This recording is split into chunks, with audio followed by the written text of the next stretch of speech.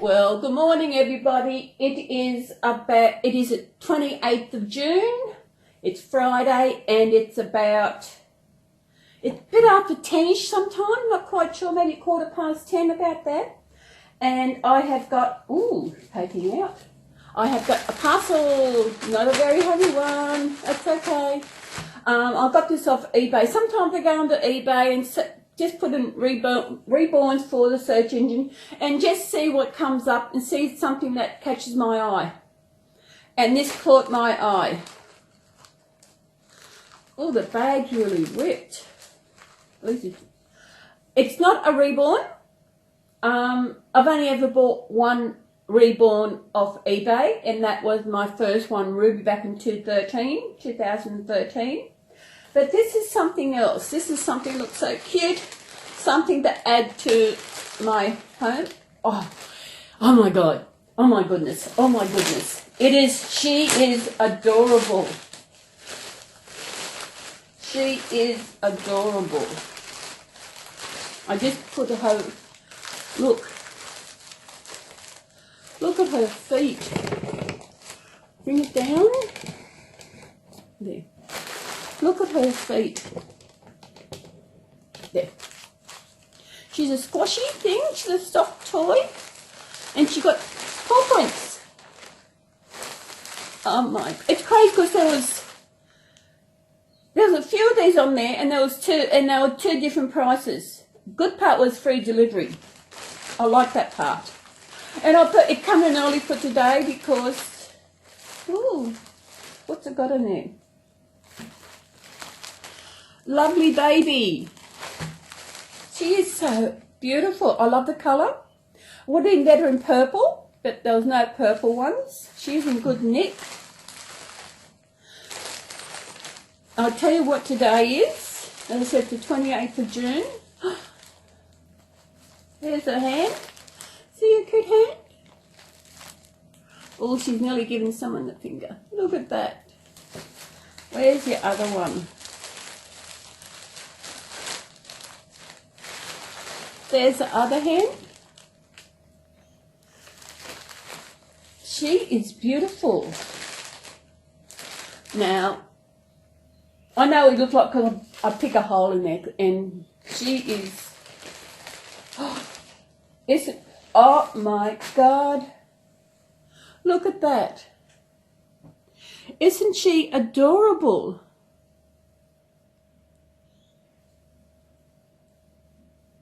Does that come off? Oh yeah, it probably could come off. But no. But probably taking it off I'll put it up there. Now, isn't she adorable? Hey? What do you reckon, Garfield? You haven't decided, have you? Isn't she beautiful? She's a well addition to my family. Garfield is in my camera as usual. As usual, he's the mascot for my channel. Those who haven't seen Garfield, there's Garfield. Sit down. What today is a bit of a milestone, I think. She's in good nick. Which?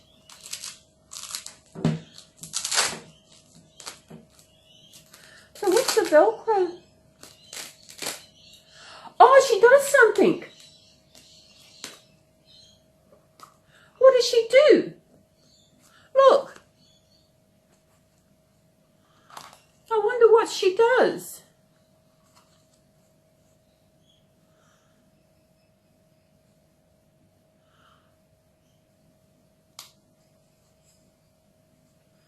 I don't know, the battery was turned on. So the battery, whatever it is, the battery's dead. That's okay. She is cute. As I said, today is kind of a milestone, really. I think every day is a milestone once you're 6 foot above the ground. We know what I mean, 6 foot above. Today is, as I said, it's the 28th of June, and it's 11 years today since I moved to Coffs Harbour. 11 years, and oh my goodness, 11 years. A lot has happened in that 11 years. It is amazing. The reason why I moved to Coffs, well, I was living in Moolumbar, and I was still living with my ex under the same roof. And I was coming to Coffs for a holiday to meet a friend I made online. You know, I was coming down for a week, and my ex, we had a fight one night. It was a male. He was an asshole. And we had this fight. I realised that I couldn't live under the same roof as him and have a life. So I told him, I'm moving. I'm not going on a holiday. I'm moving. Okay. He said, you're not. I said, mate, you wait. So I emailed my friend who lived here. To a friend, because that's another story. I said, I'm not coming for a holiday. I'm moving. Great, she says. I got an email an hour later, let me know that she'd find me someplace to live.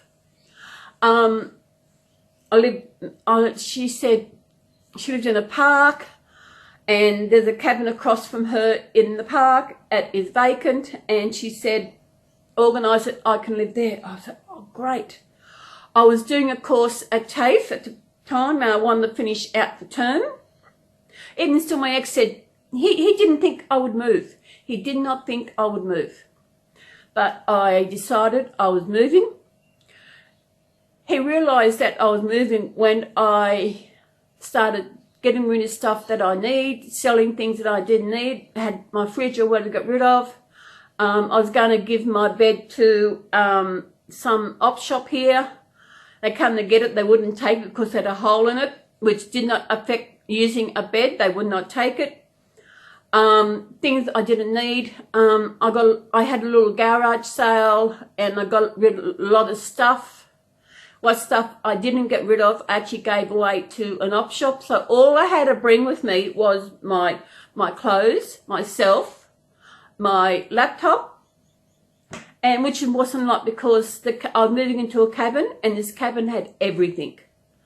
It had everything. Hang on a minute. No, it's okay. Okay. So, the friend, she was heading up to the Gold Coast to meet someone.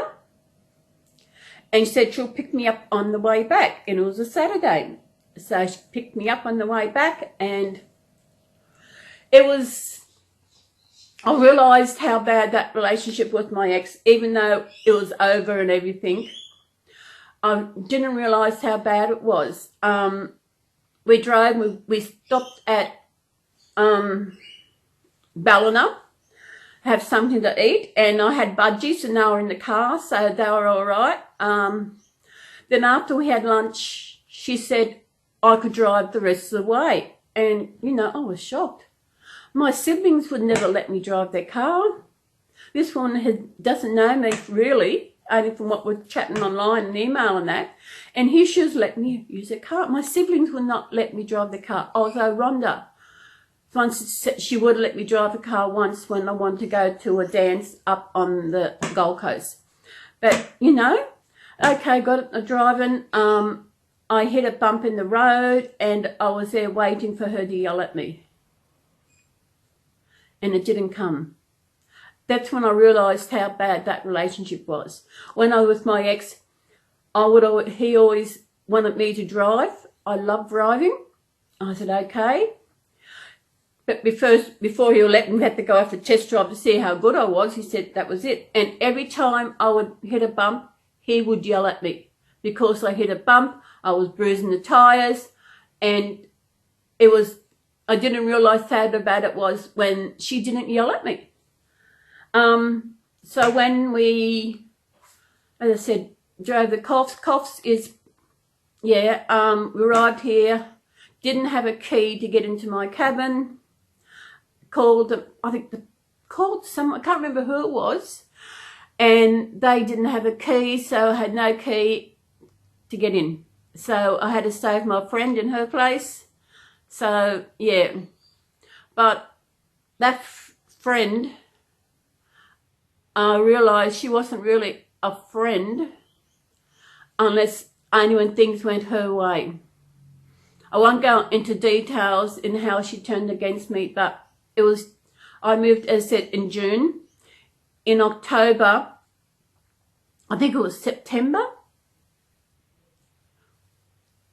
I don't know what I had to go to the doctor because I was bleeding and I knew it was normal.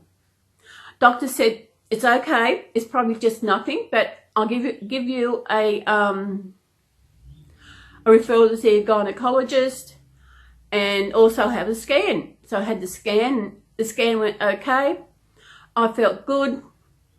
And then I went and seen the gyno, and he suggested that I have a curette.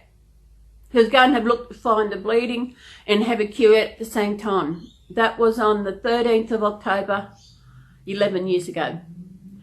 And a week later, I went for the results, and this is how he said it. You've got cancer, but we do not know where it is. And he suggested that I have a total hysterectomy because it could be in the ovaries, it could be anywhere. I didn't know where it was.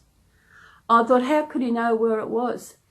So I got the paperwork, filled the paperwork, and when I left the gyno's office, the first person I contacted was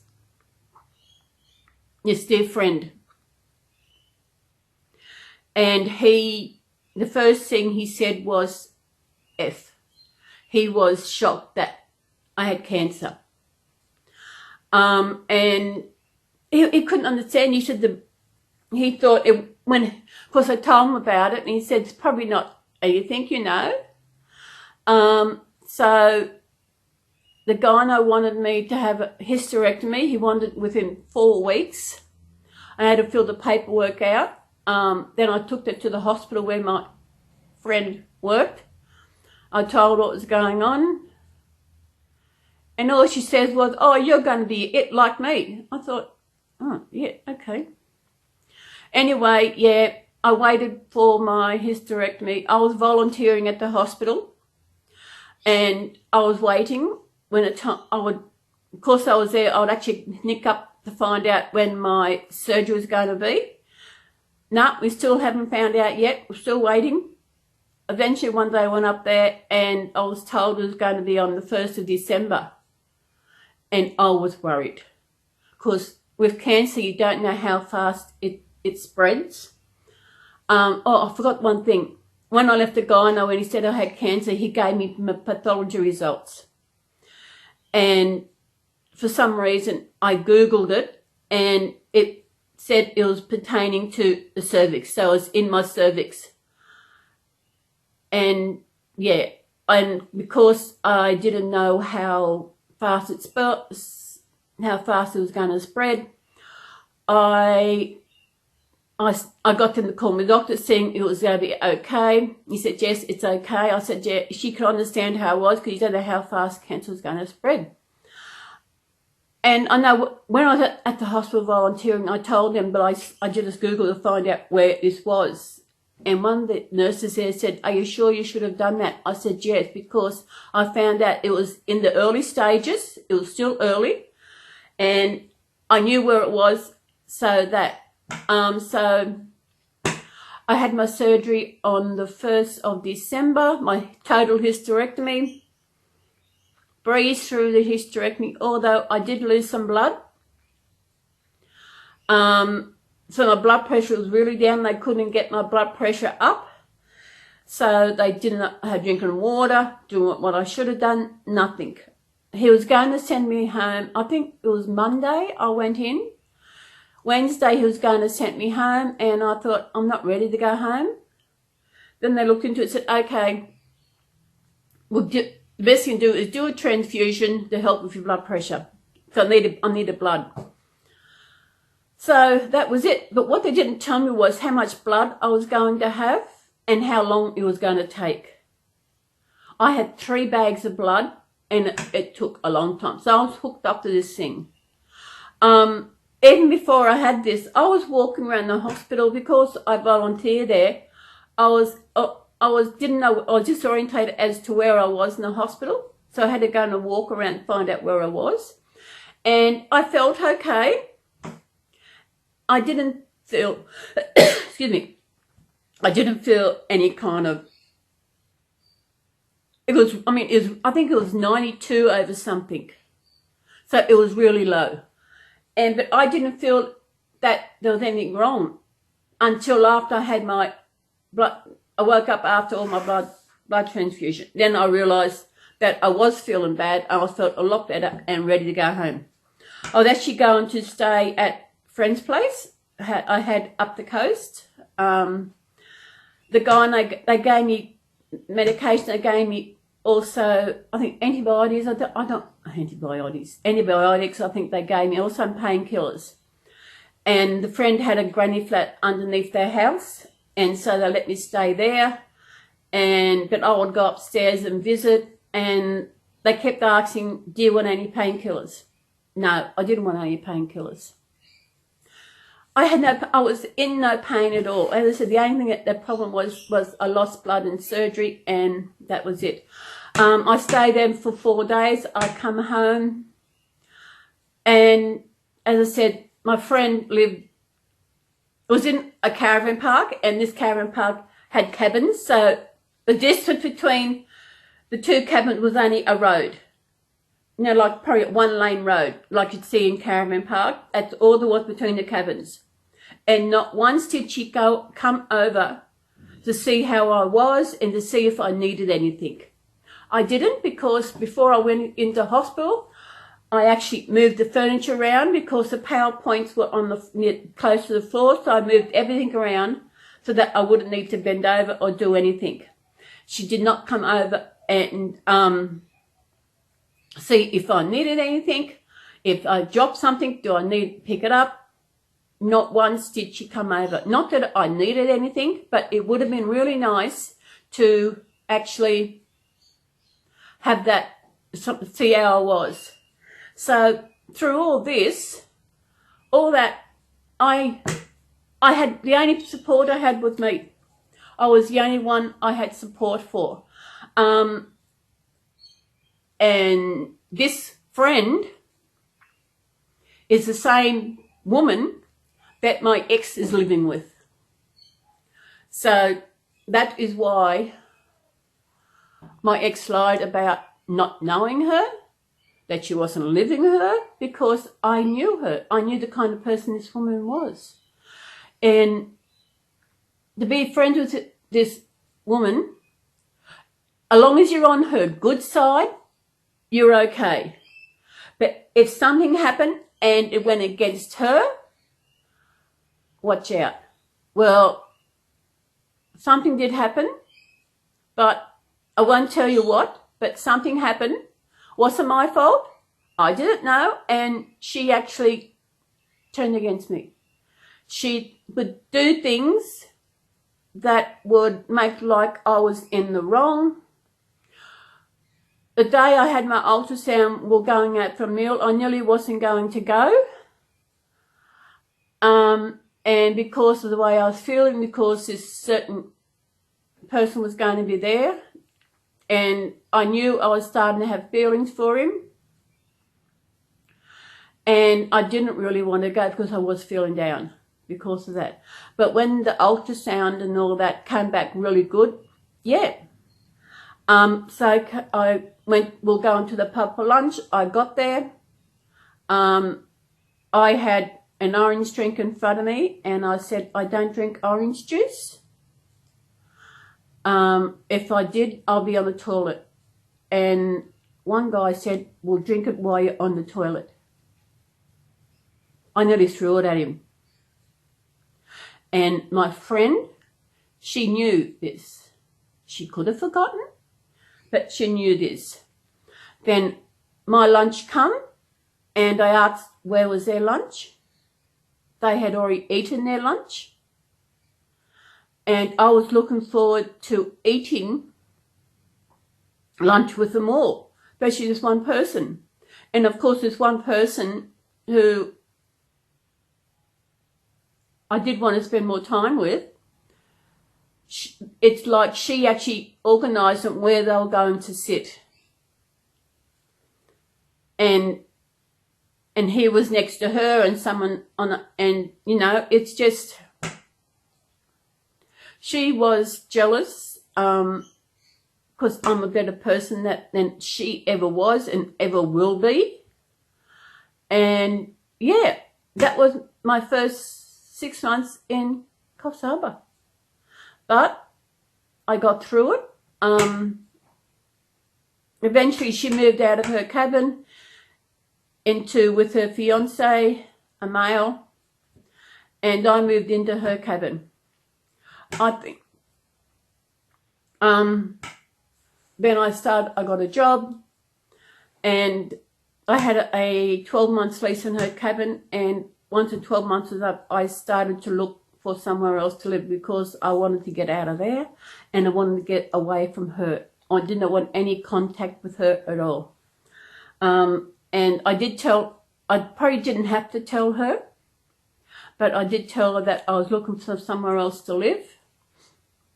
And she did ask why. I said because of bad memories in the park. And someone said I should have told her the truth, that I wanted to get away from her, that I wanted to get my bond money back off her before anything. And once I got my bond money back off her, I cut all ties from her at all, no contact, no nothing, because of the kind of person she is. But I moved into a place with my budgies, and only one budgie had died. No, I had two. I got another one. Moved into another unit. This was 2010. Got into another unit. Beautiful unit. Beautiful look at. Nice and close to town. I could walk to town. And it had a balcony. It was beautiful. Until I got older and my knees got worse. And that's when I wanted to get out. And I had to wait till my inheritance comes through to move out. To move. Which when it comes through, I did look for a place, and that's where I am now. I've been in this place a bit over 18 months. This September, it'll be 2 years since I moved here. So, 11 years. 11 years. I remember when I still lived in Moranbah, and I was planning to move, and Dad turned up.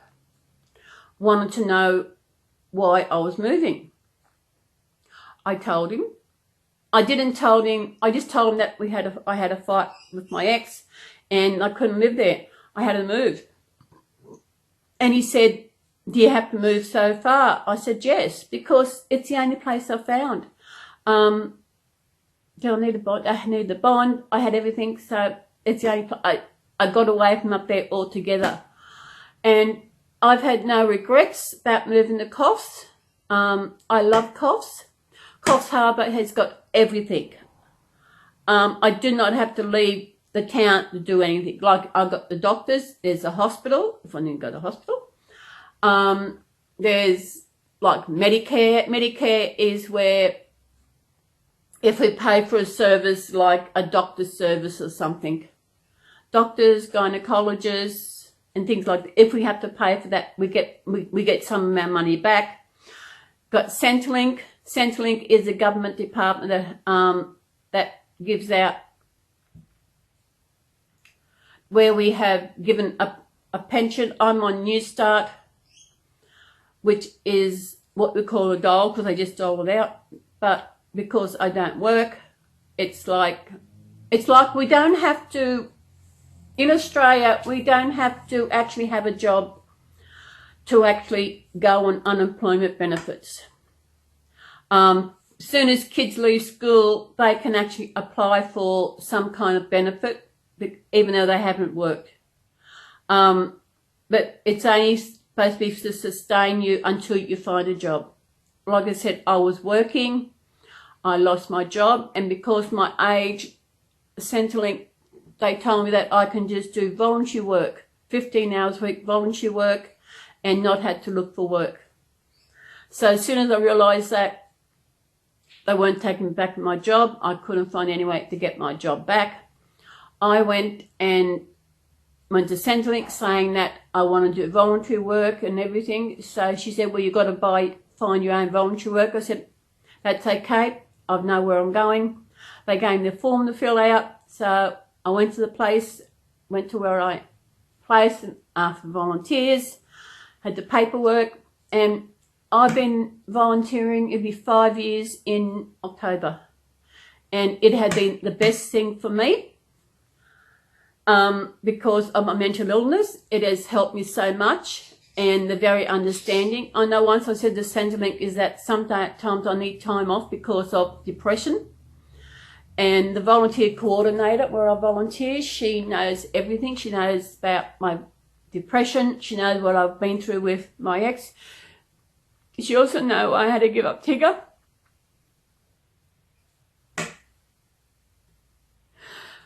Tigger was a casualty of my relationship. I miss him because I am living here alone, and he was the only support I had. He knew when I was getting bad before I knew I was getting bad. And as I said, he was a casualty of my relationship. What happened was, it's been, I can't even remember, is it 3 years? 2 years. Oh, I can't remember how long since I gave him up. Maybe 2 years. 3 years. I forget. It goes so fast. And it was one night I got into a bad state. It was just after the breakup. And I was in a really bad state emotionally. I was crying really hard. And Tigger just walked towards me this time. And I just lashed out and I hit him. And that made me cry more because I know I hurt him because he yelled out. And I knew that I couldn't keep him. I didn't want to put him in a position that I would hurt him. So I had to give him up. I had to surrender him to the RSPCA where I got him from. This was a Saturday afternoon it happened. And I rang them to see about how do I go about surrendering an animal. And she said, why? I explained to her. She said, well, you just bring him in and everything. So this is Saturday, and I wouldn't go near him. I did not want to be anywhere near Tigger in case I did it again. But I know he forgave me, you know, because he will come near me and everything, but I did not want to risk me hurting him. Because I know once before I almost did hurt him. But my ex at the time said, no, you would never hurt Tigger. But I did hurt Tigger. I have got videos up here on Tigger. If you want to go have a look at my Tigger. I've got some more I have going off. Anyway, Sunday, no, I had to go. I could not wait till Monday to take him. So I got things together. I got his cage, I had cat food, so I got what cat food I had left and did some toys and things. And I got a cab. I had no money, but when the taxi driver come, I asked her, is it okay if I paid you Tuesday? She said okay, because she knew me, because I used to drive taxis with the company she was with. So she said yes, she said she will. Wait for Tuesday. So she took me down. I told her what I was doing. I said I had to surrender him, and oh my God, I was upset. I was really upset. And I got to the RSPCA. I said, could you wait? I said, but if you get a job, go to the job, and I'll just stay here and wait. So I had to get in, and oh my God, it was the hardest thing I ever done. Tigger was my life, and because of that certain person,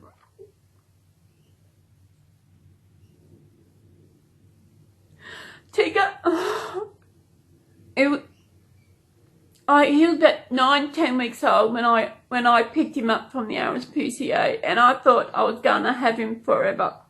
But because of that person, I had to give him up. A year after I surrendered him, I went and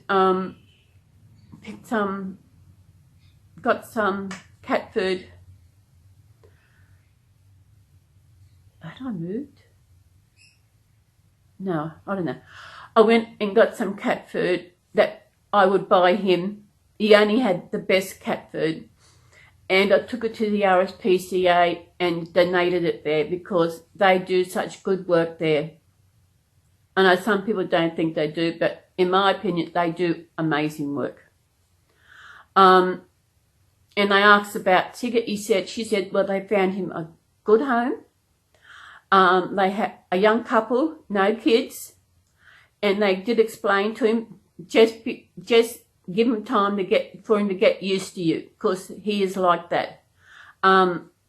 He was very scared of people. If he didn't know you, he would run and he would hide. It was the same with the landlord. He wouldn't go anywhere. He didn't know him. When I started seeing my ex, he was like that with her, but he finally come around and she could rub his belly and that. Tigger trusted me. I mean, he trusted me. I know he did, because he would let me rub his belly. If a cat lets you rub their belly, they trust you. And Tigger trusted me. And I let him down.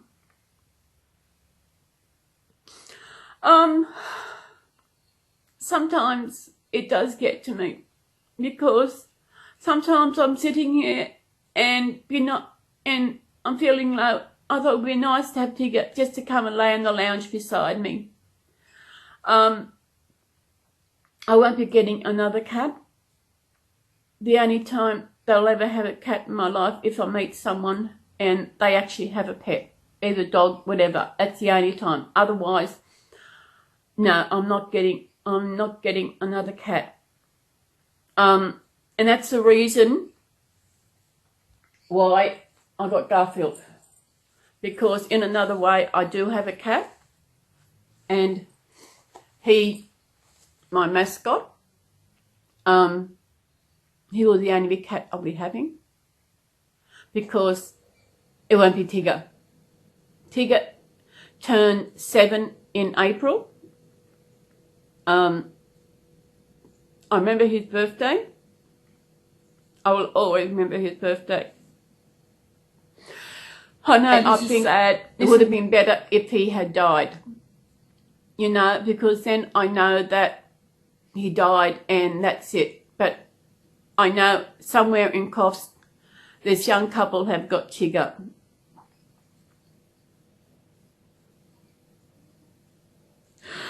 I said he was the only support I had. Even when I was with my ex, he was the only support I had. You know, because she was never there. She, as I said, found out last year that she was living with this woman. I mean, I have been through a lot in the last 11 years, and I'm still here. Although a few years ago, I did try and end it all. I did take some pills. I can remember, I don't know what happened.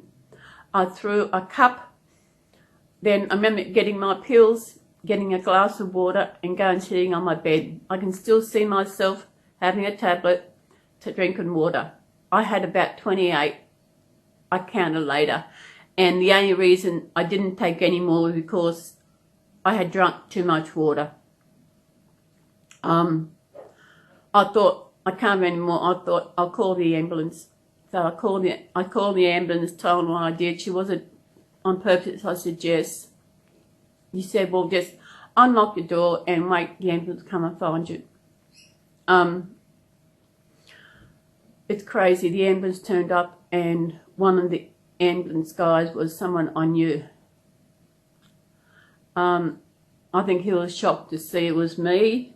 It It was crazy, really, because I was still in my nightie. I had to get changed.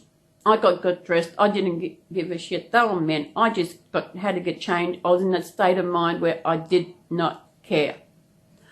So I went to ambulance, went to the hospital. I can remember after laying in a cubicle thing, I was going to send someone from mental health to talk to me. And I noticed there was a guy standing outside the door. Then I realised this guy was there watching, you know, keeping a guard in case I did something. But I would never go, I'll never do that again. There have been times where, because of my mental health, because of depression, where I have thought of it, but that's as far as it goes. Because it'd have to be something really good for me to do it. So I know that I'll end it. But for some reason, I am still here on this earth. I have no idea why. For some reason, my body was not made to carry babies. I have no idea why. And I don't know why I'm here. I keep asking, praying to God, especially when I'm in a really down state, which I have been the last few days, especially on the weekend with all the rain and that. I have asked for some sign as to why I'm here. If there's nothing ahead of me, take me, you know, but I get no sign. There's nothing going. There's no sign that I recognise as to why I'm here. You know, I'm alone here. I'm 61. I don't really have any friends here that we can go and have a cuppa or come and watch a movie. Just sit out and have a cuppa and chat, just to hang out. There's no one. When I was really bad the other night, I went onto Facebook and I put that I was having a bad time and how I'm praying. Why am I still here? Please take me, and put up on Facebook. Then I deleted Facebook off my phone.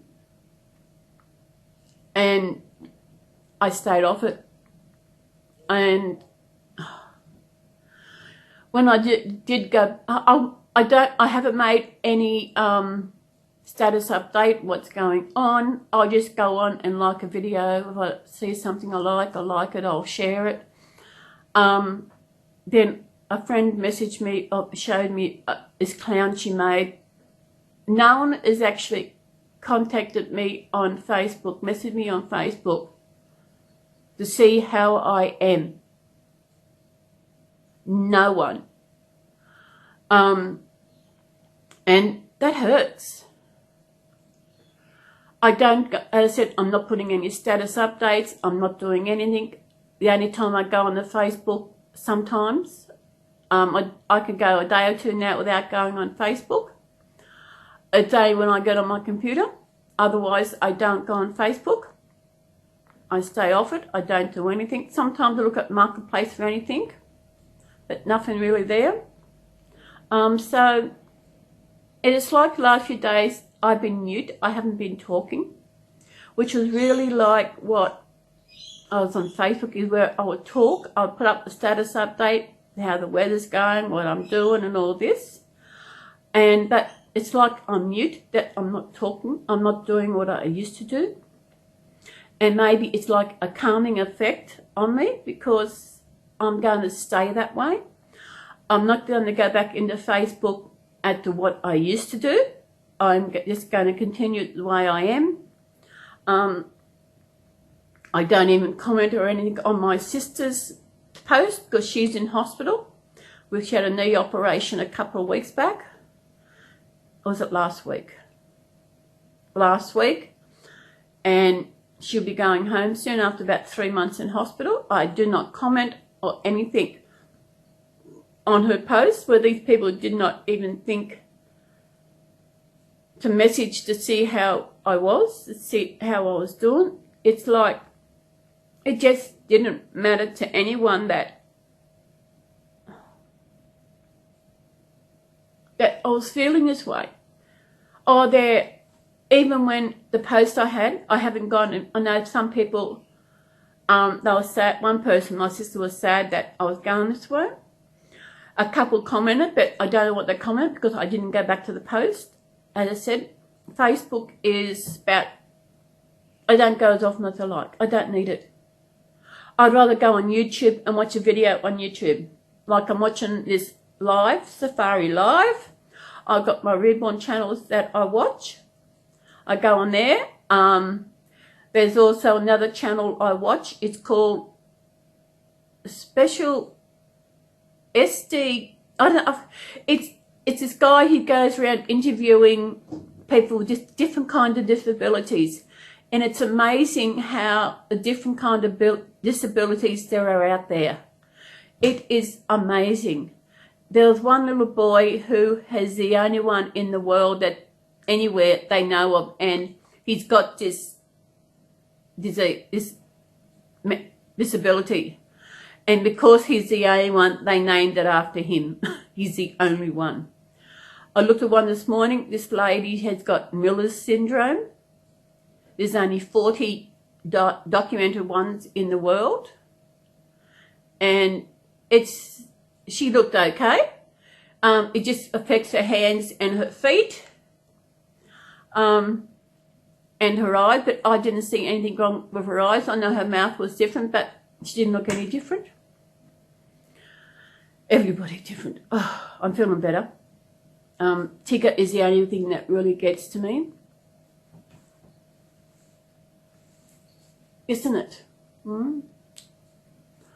Yeah, I have got a good video of Tigger. It is when I was actually brought him a harness for when I moved so that I could take him for a walk and he wouldn't run off and that. And I thought there was something wrong with him when I put this harness on him. But I did a search and it actually is, it's what cats do. You put the harness on them and they go all floppy. It's like there's something wrong with them, so they pretend it's ill. And I haven't put up because I've been actually, I just let you know, I might fix it when I'm doing this one, I might put it up and do it. I'll let you know when you said nothing wrong with Tigger. As I said before, Tigger was my only support, and the only reason I do not have it is because I wanted him to be safe, that I didn't want to be actually hurt him again. That's why. Because I thought there's something wrong with it. Because I thought it's like the harness is too heavy for him and it's weighing him down. And that's why he was doing what he was doing. But as soon as you take the harness off, no worries.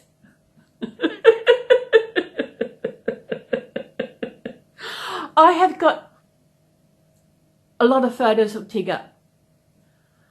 I have got a lot of photos. I have got one up on my fridge. It's always there. I can look at it, no worry, but sometimes when I talk about the reason why I don't have him, because of that bitch. Even more so to what she did, because I realised, been thinking lately, when I get really down, it's just hard because knowing that I am alone, I'm suffering alone. There's no one here to support, no one to come around and tell, okay, say, Celie, have a little, I'll make your couple sit down and we'll talk. Watch a movie. Yeah, there is no one here that will do that. And that is hard. That is the hardest part about having a mental illness, especially with depression. I was going to say something, I forget what I was going to say. Did you know what I was going to say? Eh? No, you don't. I don't know. I was going to say something. Oh my God, it's just gone. It's just gone. Oh my God. It'll come there. As I said, 11 years today since I moved to Coffs. I love Coffs Harbour. I love my new home.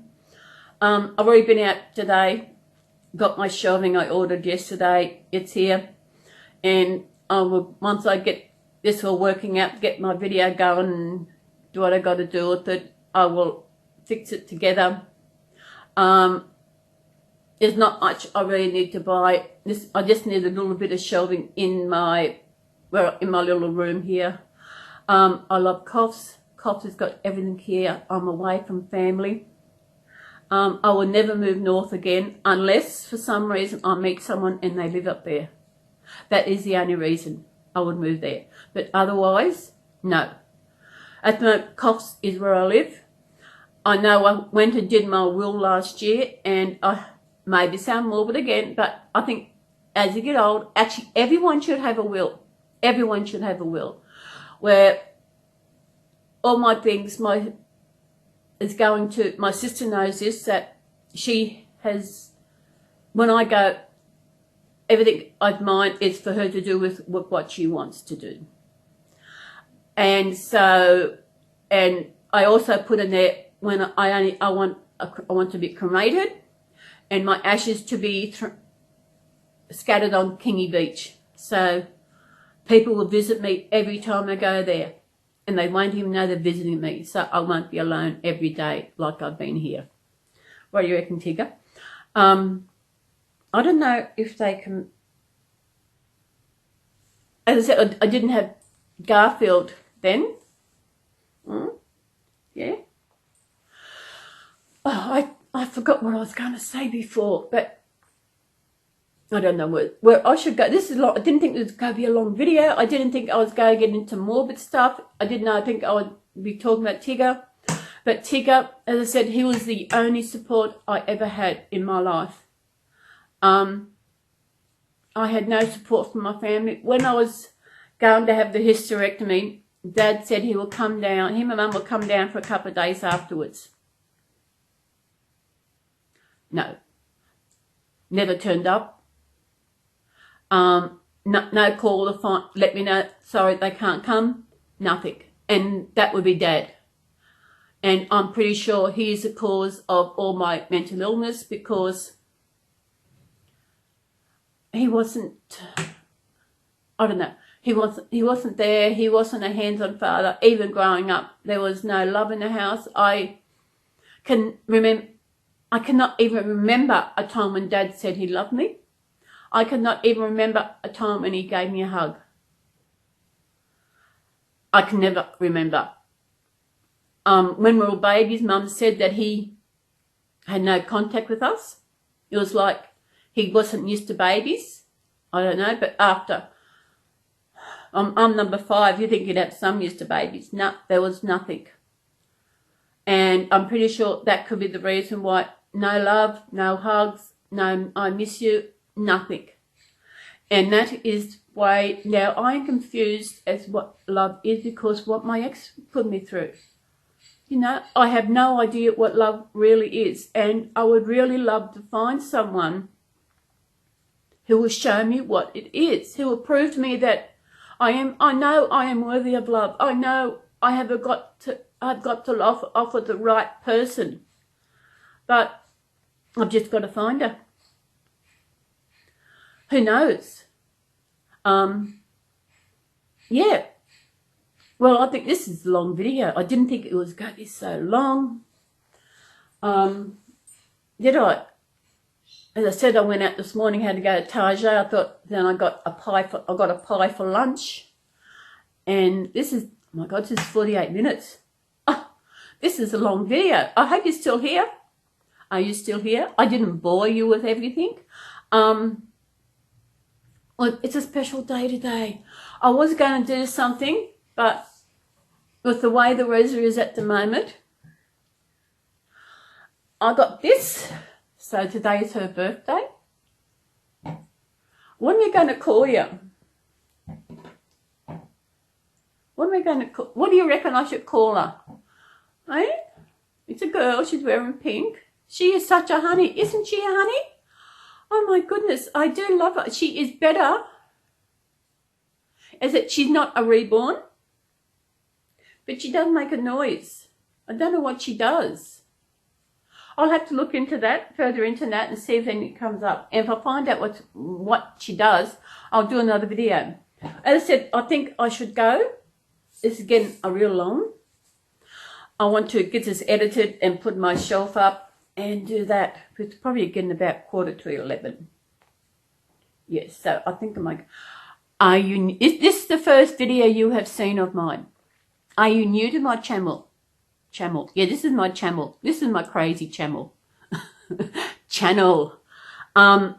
If you're new and you want to see more videos, how about you subscribe and click that little bell? That way, you click that little bell, that way you'll get notification of new videos. And if you like this video, give it a thumbs up or the thumbs down. I never give a thumbs down for a video I don't like. Actually, there was one video I don't like, but it was not a reborn video. I don't think it was. I don't know. I can't remember the video. That's the only time I've ever given. I do give thumbs up, but never, only once have I, in the last month, have I given a thumbs down. So don't forget the thumbs up, subscribe, and click the little bell. And hope everybody has a good day, mate. Bye. Bye. Bye. Bye.